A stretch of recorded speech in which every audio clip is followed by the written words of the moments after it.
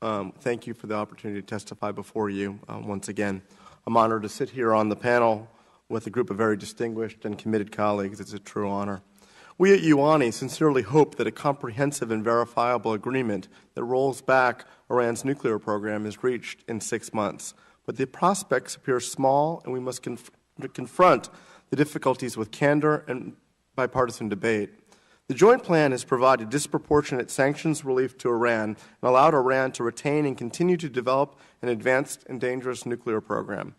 Under the agreement, Tehran will not dismantle a single centrifuge or its heavy water reactor at Iraq, the IR-40. Today, Iran retains the ability to produce enough weapons-grade uranium for a bomb in as little as 2 months, and Iran has not indicated that it would end its development of the IR-40. At the same time, the sanctions architecture, developed over decades, has been significantly rolled back, and enforcement has fallen to a trickle. What is the acceptable scope and size of Iran's enrichment program, and will we permit Iran to operate the IR-40? If Iran truly only sought a peaceful nuclear energy program, there would be no need for any enrichment or a heavy water reactor. The international community seems to have forgotten that there are multiple UN Security Council resolutions calling for Iran to suspend all enrichment. Regrettably, the Geneva Joint Plan declares that in any final accord, Iran will be permitted to enrich and is at best vague regarding the future of the IR-40. Today, you will hear a range of opinions on what an acceptable Iranian enrichment program would look like and the dangers of Iran's operation of the IR-40. We should all agree that extending Iran's breakout time from its current 30 to 60 days to well beyond is the imperative. But does any serious person believe that Iran is prepared to dismantle between 15,000 and 19,000 centrifuges and forego the installation of far more efficient and advanced centrifuges? Clearly not. Sanctions have become so important to this matter. Unfortunately, the White House has described the sanctions relief provided in the agreement as economically insignificant. We disagree. Iran's economy is blossoming. Some hard data. The rial has increased in value by more than 25%. The Tehran Stock Exchange has increased by nearly 100%. Dozens of multinational corporations are returning to Iran. Iran's oil exports have increased by nearly 60%. Iran's oil exports have risen to 1.2 million barrels per day from a low of 761,000 barrels per day.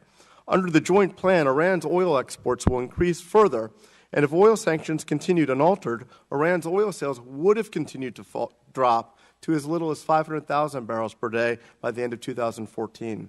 Importantly, the administration has curtailed its enforcement efforts.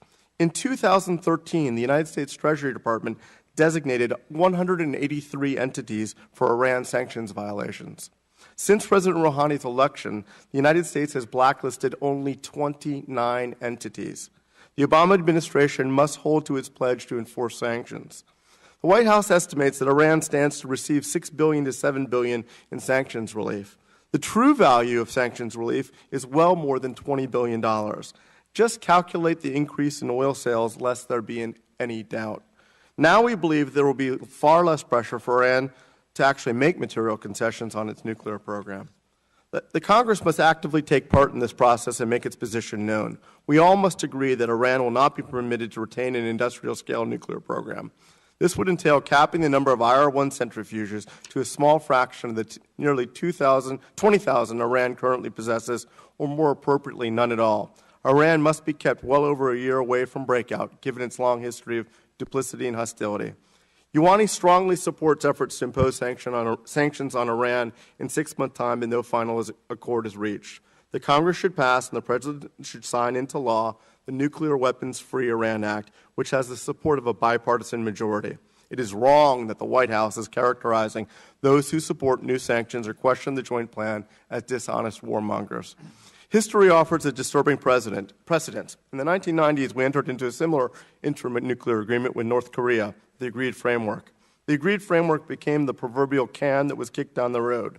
No final agreement was ever struck, and the DPRK surprised the world with a nuclear test. This time, Congress must make clear that if there is no final agreement after the joint plan's initial 6-month term, Congress will adopt more robust sanctions. We must learn the lessons of history and not repeat its mistakes.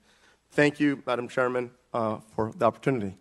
Thank you very much, Mr. Ambassador. And the subcommittees will recess while we vote, and we will come right back to hear the rest of our panelists and to have members question them.